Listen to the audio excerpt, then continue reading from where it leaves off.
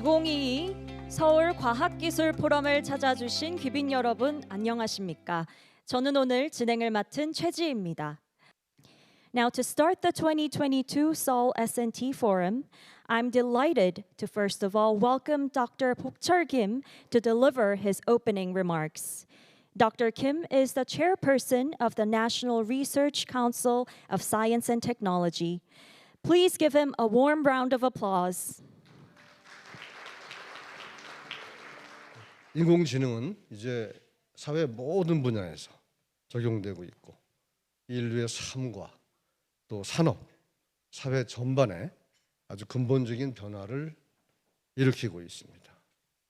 또 인공지능 기술과 그 활용 능력은 이 개인과 기업, 나아가서는 이 국가의 경쟁력을 좌우할 정도로 글로벌 디지털 패권 경쟁의 핵심 기술이 되고 있습니다.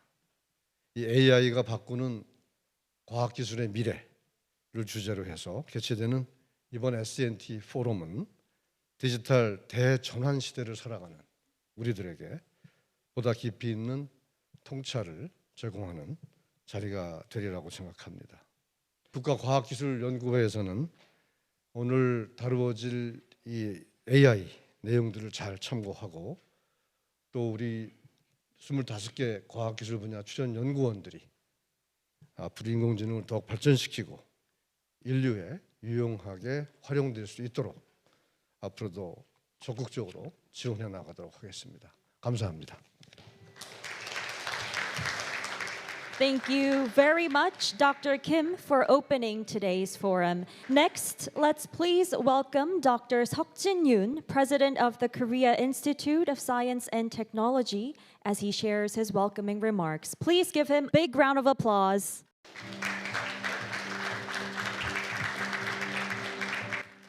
인공지능의 발전은 산업 구조부터 일하는 방식까지 세계 기술 패권 경쟁부터 인류적 가치와 원칙까지 온갖 분야에서 그 힘을 발휘하고 있습니다. 이러한 새로운 변화의 물결은 연구 개발 현장도 예외가 아닙니다. 과거 스티브 잡스가 스마트폰을 세상에 공개하여 새로운 변화를 이끈 것과 같이 인공지능은 기존의 상식과 선입견의 한계를 무너뜨려 상상으로만 가능했던 기술 혁신을 현실화시킬 것이며 이를 통해 과학기술은 그 어느 때보다 비약적인 발전을 이룰 것입니다. 최고 전문가들이 한자리에 모인 소중한 자리인 만큼 귀한 지혜와 경험을 아낌없이 나누어 주시고 오늘 포럼이 AI 발전이 이끄는 미래 대한민국의 길잡이 역할을 하게 되기를 진심으로 기원합니다. 감사합니다. Thank you very much for your warm remarks, Dr. Yoon. And now let us begin the plenary session. We have a special guest joining us from the United States. Professor Marshall Ebech is the Dean and Professor at the Robotics Institute School of Computer Science of Carnegie Mellon University. Professor Ebech will take us through an insightful plenary session about the topic Current Approaches to Some Key AI Challenges. Please welcome Professor Ebech with a big round of applause.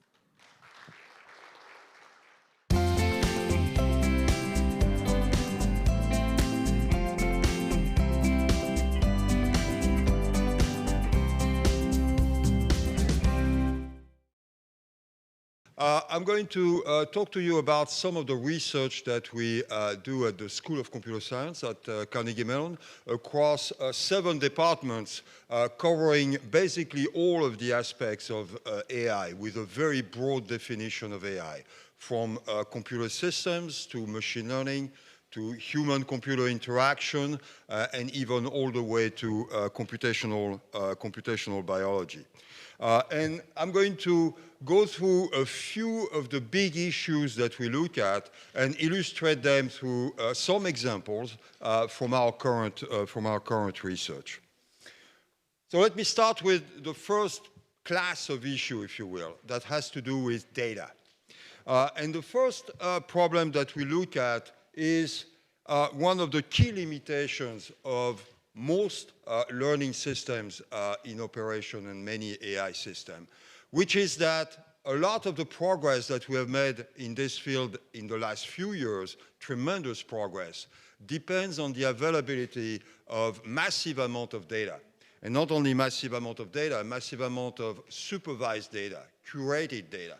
This is a slightly older example, but it's still relevant. This is an example from computer vision, which illustrates the problem. Somebody has to collect data, but somebody has to prepare that data, has to annotate it, and so forth. This is not sustainable. This is not scalable in many applications. For example, applications that require frequent adaptations to new conditions and so forth. So one of the big area of research and the big obstacles and challenge in deploying AI is to be able to do training and adaptation for minimal amount of data and for minimal amount of supervision. Let me show you two examples of this from our recent work. This is an example here from with this kind of video in the context of driving. So to be able to do this, we need to use additional information, for example, information from motion in this particular case, to be able to do this training based on a reconstruction task with minimal data, in this case, entirely unsupervised. And this is the kind of result that we get. Those are videos. I don't know if you can. So this is one example of what we mean by being able to train systems like this entirely unsupervised or self-supervised rather. This is another way to do this. I don't know, yeah.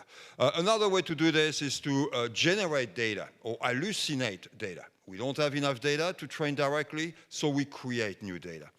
This is a slightly technical example here also from recent work.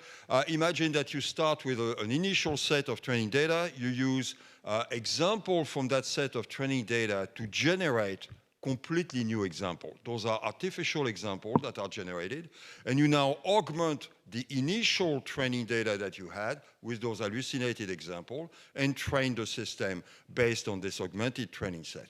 The interesting thing is that you can actually close the loop and train the system to generate the most useful example for the training at hand. Okay? Another aspect of data is that it's actually very important to understand where the data comes from. That seems like an obvious statement, but it's sometimes completely overlooked, right? The tendency is great to just take data, whether it's image, numbers, vectors, whatever it is, and feed it to a standard machine learning tool. The problem is it's very important to understand how the data was created, where it comes from, and what its peculiarities are. Let me show you an example from work from Professor Nirasha at CMU, looking specifically at human-generated evaluation data. This is the kind of data that you get in peer review, in product rating, in healthcare, answering questionnaires in healthcare, peer grading, for those of you who are in academia, paper reviews, things like that. In other words, all those things that come from people entering data rating evaluation.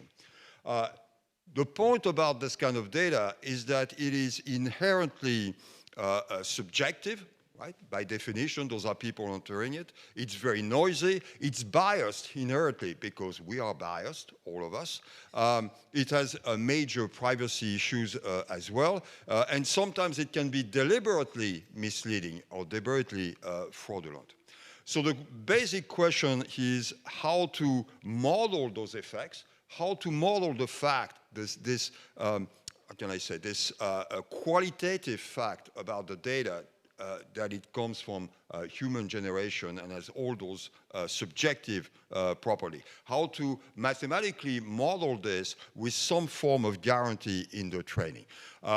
I'll let you look at this offline if you're interested, but the point is, the message here is that it's actually important before deploying any machine learning architecture to understand the structure of the data and where the data comes from. The problem with that is that it's very difficult to incorporate symbolic information, symbolic knowledge. For example, knowledge about the general knowledge about the environment, about the task that we're trying to achieve, and so forth. So this is another major area of work in the data space. Okay, the second big thread that I want to talk about is performance. What I mean by performance here first is how well does the system work? Now that sounds like an obvious, an obvious answer. Well, for example, if you have an object detection system in computer vision, well, performance is how well it detects the object in the image. That sounds like an obvious thing. Well, in fact, it's not that obvious. Okay. This is an example. This is an example here. Say you want to segment this image. This is again in the context of computer vision for, say, self-driving. Let's say you want to segment this image. You're going to have very different results depending on the conditions in which this image is observed. And the reason why it fails completely is because the observation conditions are very far from what the system is able to handle. How do you know that? How does the system itself know that it is now in a situation where it cannot perform properly? This is critical for things like self-driving, for example. The vision system has to know that it is now in a condition where the output that it produces cannot be relied on. This has various different names: introspection, self-evaluation, etc., etc. Okay, so that's one aspect of performance. Another aspect is robustness of the system with respect to changes, and this is an example here that, of course, the kind of thing very famous that you may have seen in many publications in different ways, which is that with current approaches, deep learning approaches, we can run into those bizarre problems where random perturbation of the input, like this one, adding some noise to an image, create drastic changes to the output. In this case, the label is completely changed to a completely new label. And obviously, we don't want that, right? This can lead to catastrophic failures. And of course, the problem is that this can happen with invisible changes to the input, right? That's a very well-known fact. This has different names to it: adversarial attacks, stability of the learning system, distribution shift. Also, this can instead of random noise, this can be a shift in the distribution of data. So this is an illustration of why this happens. This is a very simplified view of why this happens. If you think of this system as a classifier with two classes, there's a boundary between those two classes that's illustrated here. And what happens is that sometimes that boundary intuitively is very jagged, okay? And if you have a point like this dot here that is close to that jagged point, it's going to be very unstable. Any small noise that's added to this point is going to lead to incorrect classification. So the solution intuitively is to smooth that boundary, right? That will make the system more resilient and more robust. And one can show dramatic increase in the robustness and basically going a long way toward eliminating that effect of instability that is very problematic. Okay, so I talked to you about data. I talked to you about the issues of evaluating performance.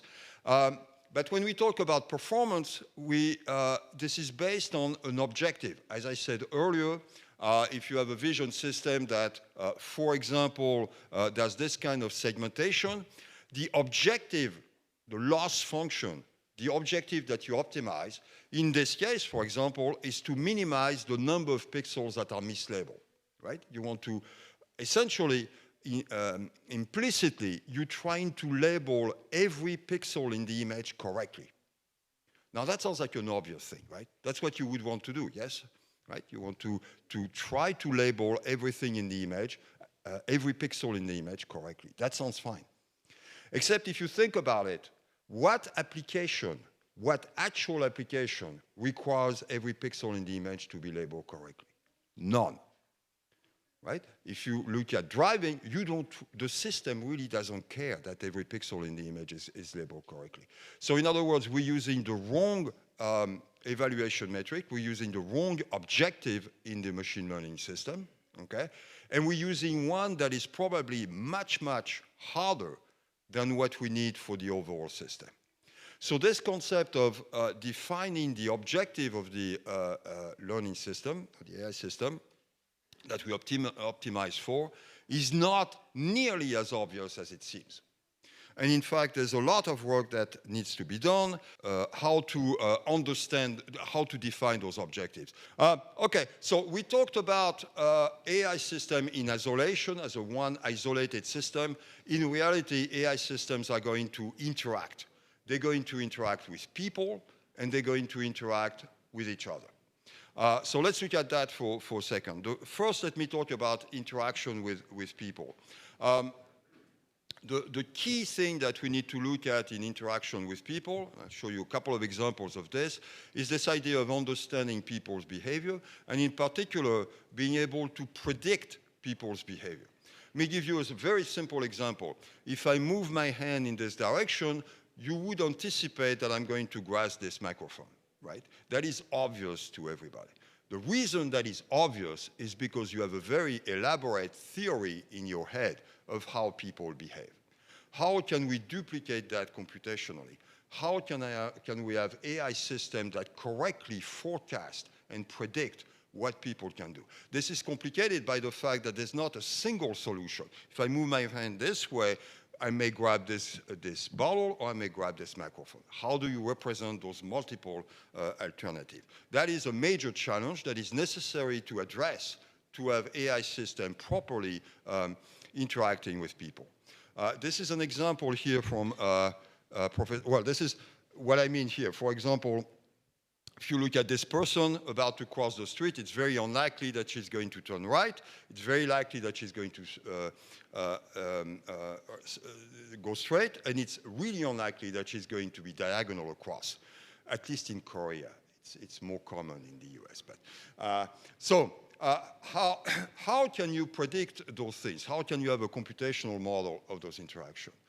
This is an example from very recent work from Chris Kitane, which all right. So here what it does is that the system sees only from the point of view of the person a very short snippet of video. And from that, it predicts what is likely to happen next. The big one is the major prediction. The other two are two other alternatives of what might happen in the future. Okay? So this is what I mean by forecasting, and it is forecasting at a detailed level of motion. If you can do this kind of thing, you can now have AI systems that can forecast, that can understand the intent, and interact properly with people. Now, of course, this was one person. This would help with one interaction with one person. In reality, of course, we have to deal with a much more crowded space. We might interact with a very large number of agents. And this is an example here, also from Chris Kitane's work.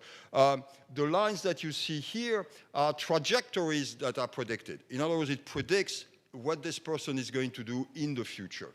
Now, it sounds like a simple example, but in fact, it's very hard because of this interaction between people. And the basic idea here is that the way this person moves, or is going to move, depends on the way that everybody else is moving.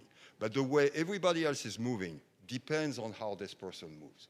Okay? So this is a giant, you can think of it as a giant game theory problem. And in fact, it is solved by a technique in game theory called fictitious play. The point is that we need those new techniques to do this forecasting. I showed you a couple of examples of this thing.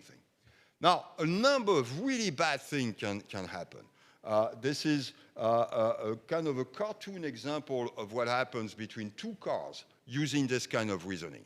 Okay, where they basically kind of up-one each other in this kind of interaction. Now, it's kind of funny when you look at cars or when you look at two robots crossing each other in a hallway. It's not so funny when you look at self-driving car, and it's really not funny when you look at military application of the technology. Okay, so how to avoid this? How to design interaction system that can avoid that? And by the way, those examples are from our foundation of cooperative AI, which precisely looks at those foundation of game theory, combining with the current deep learning approaches to address those issues. This is another example here. This is an example from the stock market. This was the 2010, I think. Stock market crash. And what happened there is that those automated trading agents basically starting to fight against each other in a way that make them sell at the same time. Basically, the market crashed within 7 minutes because of those interactions. So those things actually happen in the real world. We need to look at when we talk about interactions.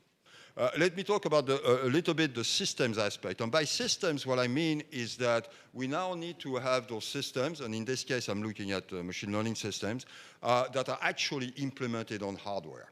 They now run and they take a certain finite time to run. We want to optimize that time. We want to optimize it for the hardware, for the target hardware, not in general. The work that I'm going to show here is work from one of our centers, the Catalyst Center, that looks basically at tools to automate the optimization of the implementation of those machine learning systems. So let me briefly show you some of the ideas there. The basic structure of this kind of problem is the following. We start with a machine learning model. And again, I think the next speaker will talk a lot more about what those machine learning models look like, but basically some kind of network. The next thing that we can do, that we want to do, is to optimize that machine learning model. So, for example, reduce the number of nodes in a deep network. That's for a single computation. We then want to optimize the parallelization of that system, of that architecture.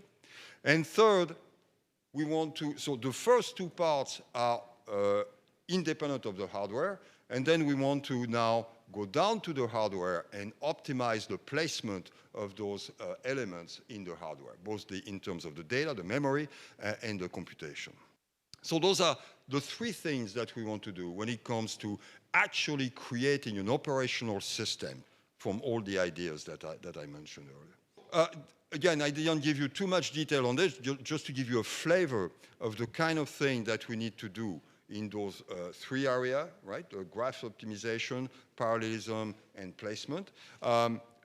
Together, this can be put in an entire suite of tools to do the system definition. And this is something that we call a FlexFlow, which is actually a consortium of organizations that has built those tools to do machine learning systems optimization.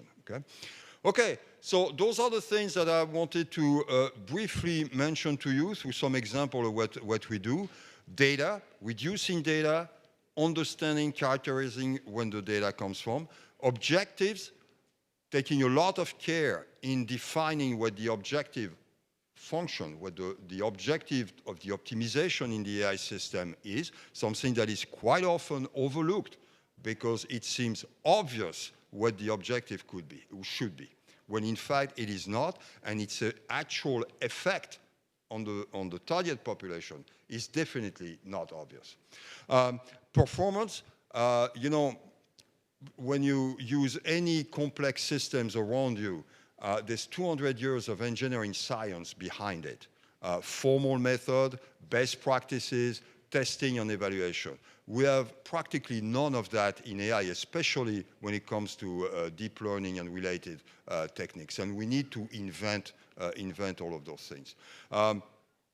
Interactions, we need techniques for modeling humans, predicting human behavior, so we have intelligent interaction between AI and people, and we need care in AI systems interacting with each other. Naive use of interaction leads provably to catastrophic results. And I showed you a couple of examples of this. And finally, systems optimization and new advances in system optimization. And I'll stop here, hopefully on time. Thank you. Thank you. Thank you very much, Professor Albert, for setting the tone of today's forum. It was indeed a very interesting topic, the optimization of AI system, its interaction with humans, as well as its interaction amongst the systems. Insightful presentations prepared for the next session. Thank you very much. See you soon.